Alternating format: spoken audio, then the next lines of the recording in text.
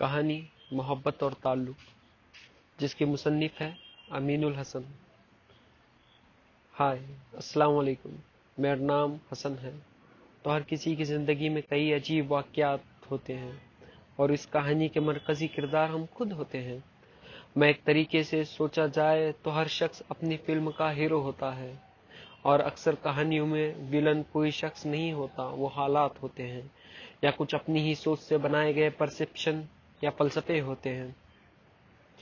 خیر، آپ سوچ رہے ہوں گے میں اس قسم کی فلسفیانہ باتیں کس طرح کر رہا ہوں، تو بتا دوں یہ صحبت کا اثر ہے۔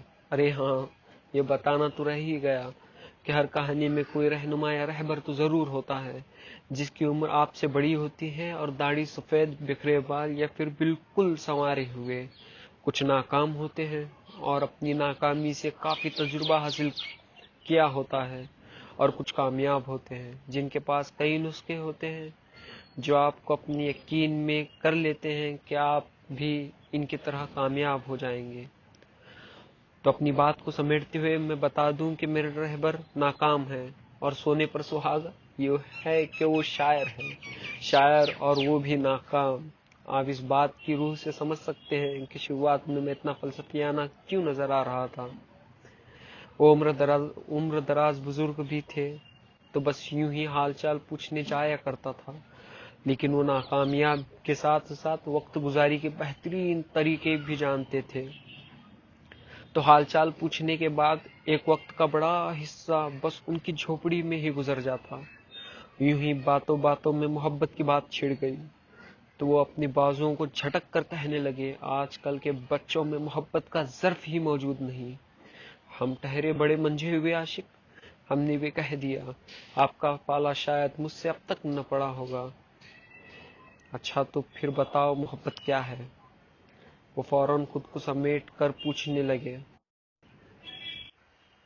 میں نے کہا، محبت تو وہ ہے جو آپ کو حاصل نہ ہو، آپ اس کی فریاد میں گر جاتے ہیں، لمبے لمبے اللہ کے سامنے سجدے کرنے لگتے ہیں کہ شاید اللہ آپ کی سن لے، کوئی امید نہ ہو پھر بھی آپ اسی کی خواہش میں ہیں۔ یہ ہے محبت۔ میں نے ہاتھوں کو سنبھالتے ہوئے کہہ دیا، شاید تم جانتے ہو محبت کیا ہے۔ ایک بزرگ رہبر چہرے پر ہلکی سی مسکان سجائے ہوئے کہنے لگے۔ پھر انہوں نے پوچھا، کیا محبت میں شرطیں ہوتی ہیں؟ میں نے کہا، ہاں ہوتی ہے۔ نہیں ہوتی، محبت میں شرطیں نہیں ہوتی، انہوں نے جواب دیا۔ اب آپ فلمی ہو رہے ہیں، میں نے ہنس کر کہا۔ وہ اس کے جواب میں اب مجھ سے کہنے لگے، فلمی نہیں، حقیقت ہے۔ میں میرا پہلے کا جملہ ذرا تبدیل کر لوں۔ آج کل کے بچے محبت جانتے ہیں لیکن رشتہ داری نہیں جانتے۔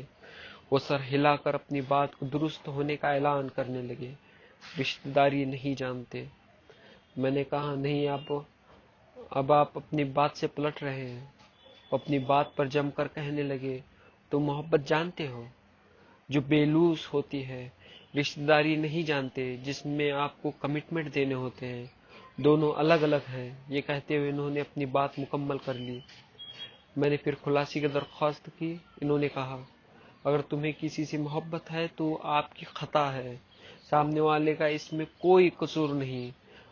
اگر تمہارے درمیان رشتہ ہو جاتا ہے، جیسے تعلق، ریلیشن شپ یا شادی، تو آپ دونوں کی ذمہ داری ہے کہ اس کو سنوار لے، سجا دے اور اس کو خوشیوں سے بھر دے۔ میں نے پوچھا، اگر کسی ایک نے ہاتھ کھینچ لیے تو وہ رشتے بیساکھی پر بھی مشکل سے ٹک پاتے ہیں۔ انہوں نے میری بات کو مکمل کرتے ہوئے کہہ دیا، کیا محبت کافی نہیں ہوتی؟ میں نے کچھ سوچتے ہوئے پوچھ لیا۔ انہوں نے جواب دیا، وہ بیساکھی ہی محبت ہے۔ رشتے میں محبت، احترام، غلطی ہونے پر اس کا اقرار اور پھر غلطیوں کی معافی، یہ سب بھی اتنی ہی اہمیت رکھتے ہیں جتنا کہ محبت۔ اور بھروسہ؟ میں نے پوچھنا چاہا۔ انہوں نے جواب دیا، اب ایک ایک نہ گنوانا، بھروسہ، کیئرنگ، شیئرنگ، اس میں سب شامل ہے۔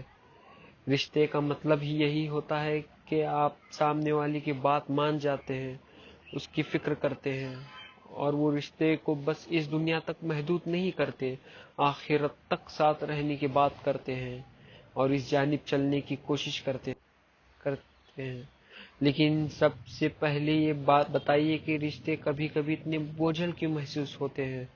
صرف ایک لڑکے اور لڑکی کے درمیان کی ہی نہیں، ہر رشتہ اللہ نے آزمائش کے لیے بنایا ہے۔ انہوں نے جواب دیا، ہم دنیا کے مقیم تھوڑی ہیں، بس مسافر ہیں، راستہ چل رہے ہیں۔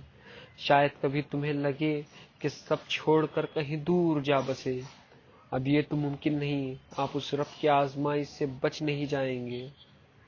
میں انہیں اور پریشان کرنا چاہا، لیکن ان جھنجھلا کر اٹھ کھڑے ہوئے اور کہا، تمہیں وقت نہیں ہو چلا؟ ارے ہاں، امی کی 50 مس کالز آئی ہیں، وہ تو جان لے لیں گی۔ میں اٹھ کر بھاگنے لگا۔ یہ ہوتا ہے ایک ناکام اور بیکار شخص کے ساتھ وقت گزاری کا نتیجہ۔ ہر وقت امی کو آپ سے شکایت رہے گی،